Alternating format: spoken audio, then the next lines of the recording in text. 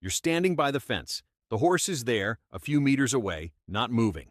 It doesn't flee. It doesn't approach. It just looks at you. And there's something in that gaze you don't know how to interpret. It's not exactly fear. It's not exactly curiosity. It's something harder to name, as if it were waiting for something to happen before deciding what to do with you. You've seen it before. That same horse that with another person lowers its head, relaxes its jaw, walks over without being called. And with you, it stays exactly where it is, at that distance, with that expression, as if there were an invisible line between the two of you that neither of you consciously drew, but that both of you feel. Most people call this character. They say the horse is difficult or selective or simply doesn't connect with certain people. But that's not what's happening. What's happening is far more specific, far more precise, and when you truly understand it, what you thought was rejection starts to look like something completely different. Horses don't reject people. Horses read people. And what you're interpreting as rejection is the response of an animal that, within seconds, has processed something about you that you yourself may not have noticed yet. Let's start with what really happens in that first moment. A horse in the wild lives in a state of constant attention. Not because it's nervous, but because that's what a prey animal that has survived millions of years does. Every sound, every shadow, every change in the environment is processed before there's time to think about it. And the humans who approach are no exception. They are, in evolutionary terms, exactly the kind of variable a horse must evaluate quickly and accurately. What it measures is not your intentions. What it measures is your body, the tension in your shoulders as you walk toward it, the speed of your steps, whether your gaze goes directly to its eyes or moves naturally across the environment, the depth of your breathing, whether your hands are still or move irregularly. There are researchers who have documented that horses are capable of detecting changes in human heart rate from a distance, that they respond to the heart rate variability of the person approaching before that person has taken more than 3 or 4 steps toward them. Think about what that means. Before you've done anything, before you've touched the horse, before you've said a single word, its nervous system has already received information about yours. And this is where everything changes. Because what we interpret as rejection, that distance the horse maintains, that sustained gaze, that tense stillness, is not an opinion about you as a person. It's a response to what your body is transmitting in that moment.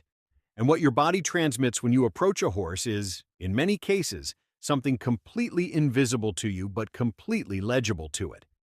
Most people who feel rejected by a horse arrive with an expectation. They want the horse to come to them. They want it to trust them. They want to feel that connection they've heard about.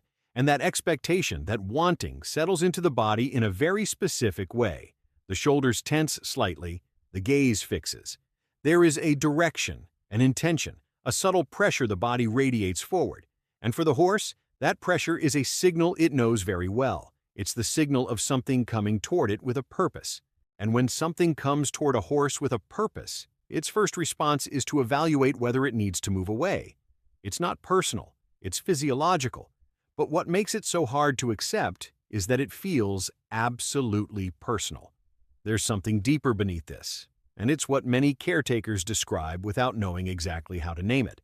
Horses don't only read the body of the moment, horses read the pattern of time. A person who arrives at the horse calmly one day and in a rush the next, who sometimes speaks softly and sometimes enters the stable with scattered energy, who sometimes stops and sometimes doesn't. That pattern is registered, not as a list of behaviors, as an accumulated emotional impression.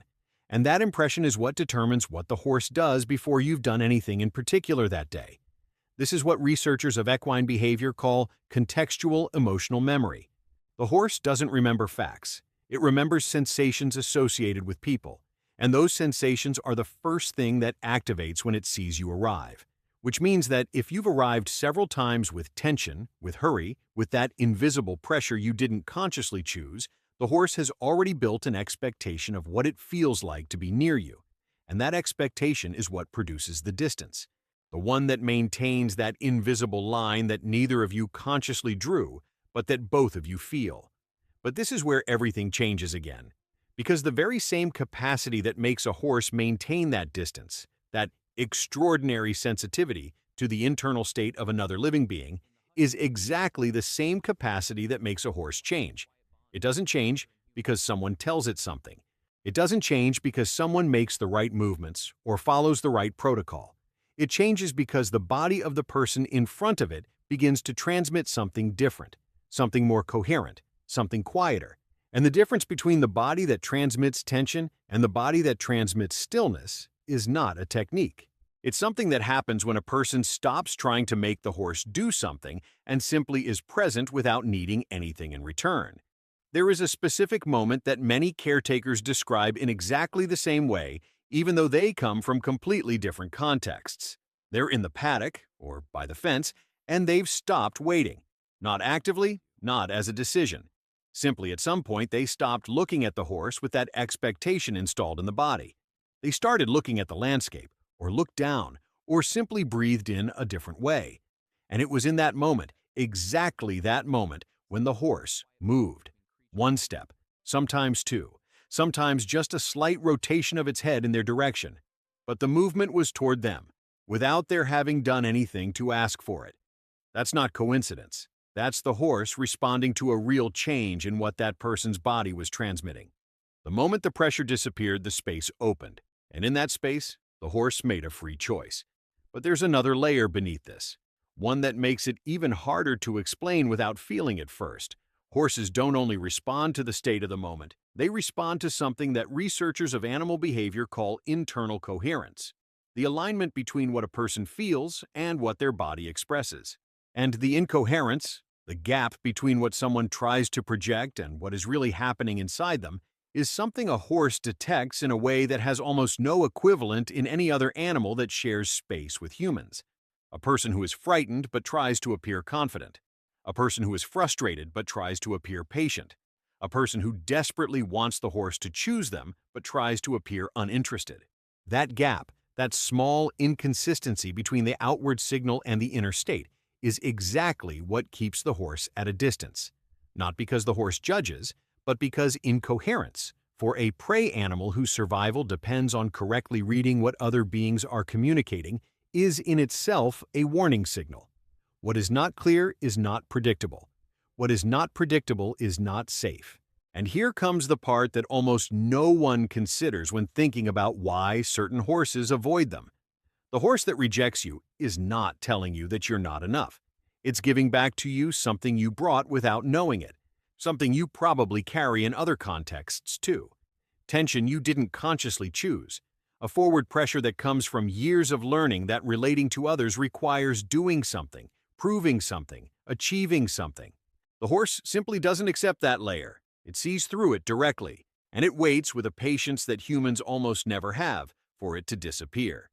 This is what makes the relationship with a horse different from almost any other relationship a human being can have. Because the horse is not kind. It doesn't pretend. It doesn't tolerate. It doesn't negotiate socially. It doesn't do what we humans do when we want someone to feel good, which is adjust our response to give them what they need, even when it's not completely honest. The horse gives you exactly what its nervous system registers, unedited, unsoftened, without courtesy.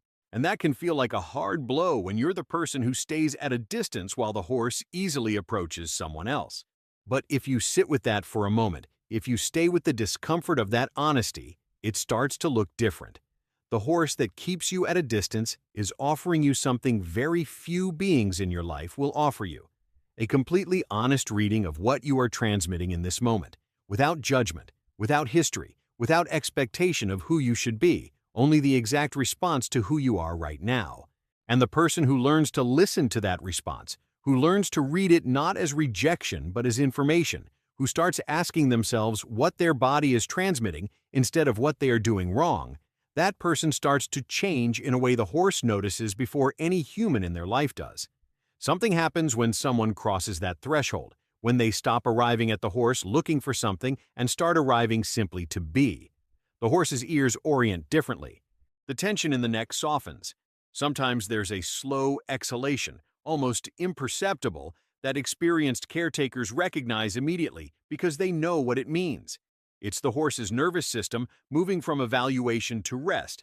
It's the moment when the distance starts to close, not because someone has crossed it, but because it is no longer necessary. That moment cannot be manufactured. It cannot be imitated. It cannot be learned from a list of steps. It only happens when someone arrives without needing it to happen. And that, which seems like a paradox, is in reality the most precise thing you can know about how a horse's trust works. It is not earned. It is allowed. By an animal that has been reading you more carefully than you read yourself, waiting for the moment when what you transmit on the outside and what happens on the inside are finally the same thing. The horse that still maintains that distance from you has not discarded you. It is waiting for you, with a patience that has no name in any human language. And when you arrive without the pressure of needing it to come closer, when you stand by the fence, simply present, without agenda, without expectation, without that gaze that asks without meaning to ask, it will notice before you do. One step, sometimes two, sometimes just a slight rotation of its head in your direction. And in that silent movement, in that distance that closes without anyone having asked for it, you will understand that it was never rejection. It was an invitation to become someone different, someone it already knew you could be before you knew it yourself.